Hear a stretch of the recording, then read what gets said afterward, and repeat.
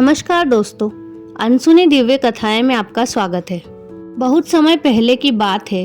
किसी नगर में एक बहुत प्रभावशाली महंत रहते थे। उनके पास शिक्षा लेने के लिए कई शिष्य आते थे। एक दिन एक शिष्य ने महंत से सवाल किया, स्वामी जी, आपके गुरु कौन है और आपने किस गुरु से शिक्षा प्राप्त की है? महंत शिष्य का सवाल सुनकर मुस्कुराए और बोले, मेरे हजारों गुरु हैं। अगर मैं उनके नाम गिनने बैठ जाऊं तो शायद महीनों लग जाए, लेकिन फिर भी मैं अपने 3 गुरुओं के बारे में तुम्हें ज़रूर बताऊंगा। एक था चोर।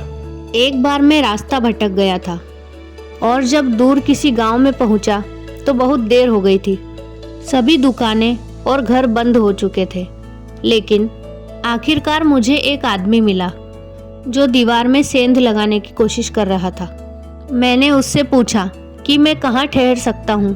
फिर वह बोला, आधी रात गए, इस समय आपको कहीं आसरा मिलना बहुत मुश्किल होगा, लेकिन आप मेरे साथ ठहर सकते हो। मैं एक चोर हूँ और यदि आपको एक चोर के साथ ठहरने में परेशानी नहीं होगी तो आप मेरे साथ रह सकते हैं। वह इतना प्यारा आदमी था कि मैं उसके साथ 1 महीने तक रह गया। वह हर रात मुझे कहता था कि मैं अपने काम पर जाता हूँ, आप आराम करो, प्रार्थना करो। और जब भी वह काम से आता था तो मैं उससे पूछता था कि कुछ मिला तुम्हें? तो वह कहता था कि आज तो कुछ नहीं मिला, लेकिन अगर भगवान ने चाहा तो जल्द ही कुछ मिलेगा। वह कभी भी निराश या उदास नहीं होता था, हमेशा मस्त रहता था। जब मुझे ध्यान करते हुए सालों साल बीत गए और कुछ भी हो नहीं रहा था, तो कई बार ऐसे क्षण आते थे कि जब मैं बिल्कुल हताश और निराश होकर साधना वादना छोड़ देने की ठान लेता था।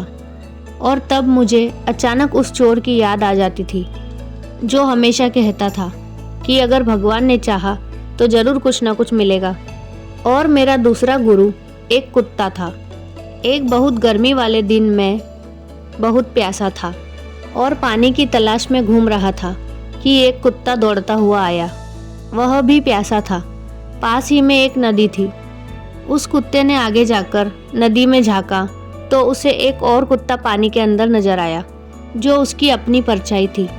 कुत्ता उसे देखकर बहुत डर गया। वह अपनी ही परछाई को देखकर भौंकता और फिर पीछे हट जाता था, लेकिन बहुत प्यास लगने के कारण वह वापस पानी के पास लौट आता था। अंततः अपने डर के बावजूद भी वह उस नदी में कूद पड़ा और उसके कूदते ही वह परछाई भी गायब हो गई। उस कुत्ते के इस साहस को देखकर मुझे एक बहुत बड़ी सीख मिल गई। अपने डर के बावजूद व्यक्ति को छलांग लगा लेनी चाहिए। सफलता उसे ही मिलती है जो व्यक्ति डर का साहस से मुकाबला करता है। और मेरा तीसरा गुरु एक छोटा बच्चा है। मैं एक गांव से गुजर रहा था कि तभी मैंने देखा एक छोटा बच्चा एक जलती हुई मोमबत्ती लेकर जा रहा था। वह पास के किसी गिरजाघर में मोमबत्ती रखने जा रहा था। मजाक में ही मैंने उससे पूछा कि क्या यह मोमबत्ती तुमने जलाई है?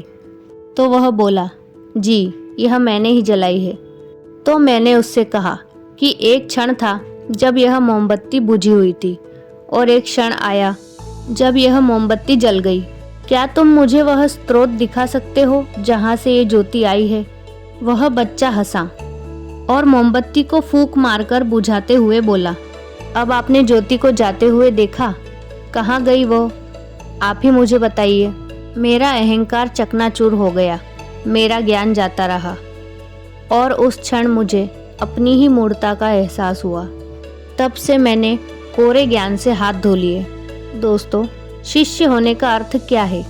शिष्य होने का अर्थ है पूरे अस्तित्व के प्रति खुले होना, हर समय हर तरफ से सीखने को तैयार रहना।